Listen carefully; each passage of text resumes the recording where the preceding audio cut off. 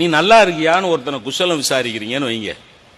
ஆமா நான் நல்லா தான் இருக்கிறேன் அப்படின்னு சொல்றவன் எந்தெந்த அடிப்படையில் சொல்லுவான்? 3 அடிப்படையில் சொல்லுவான். என்னைய பொறுத்தவரையில் நீ நல்லா இருக்கியாப்பா அப்படின்னு கேட்டா, நான் எனக்கு என்ன சார் குறைச்சல், எங்க அப்பா 5 தலைமுறைக்கு சொத்து சேர்த்து வச்சுட்டு போயிருக்கிறார், பொருளாதார ரீதியா நான் நல்லா தான் சார் இருக்கிறேன். ஒன்று, நான் நல்லா தான் சார் இருக்கிறேன், ஒரு நோய் நொடி கிடையாது சார், அப்ப நான் பொருளாதார ரீதியா நல்லா இருக்கிறேன், உடல் ரீதியா ஆரோக்கிய ரீதியா நல்லா இருக்கேன். 3வது, சார் நான் தெருவில் இறங்கி போனேன்னா எல்லாம் தெருவில் இருக்கவங்களாம் கும்பிடுவான் சார், நல்லா மரியாதையா அந்தஸ்து. இந்த 3 ரீதியில தானே நல்லா இருக்கியான்னு கேள்வி கேட்டா பதில் சொல்லுவாங்க.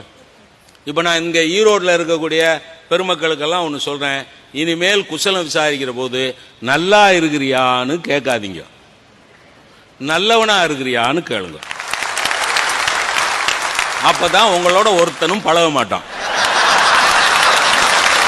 இது என்ன தீர்ப்பு சொல்றேன்னா, பொருளாதார ரீதியா ஆரோக்கிய ரீதியா அந்தஸ்து ரீதியா நல்லா இருக்கிறவங்கள் எல்லாம் நல்லவங்களா இருக்கிறாங்களா?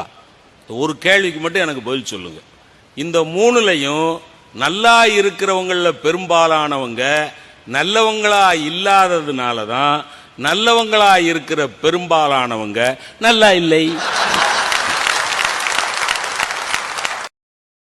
Download ShareChat.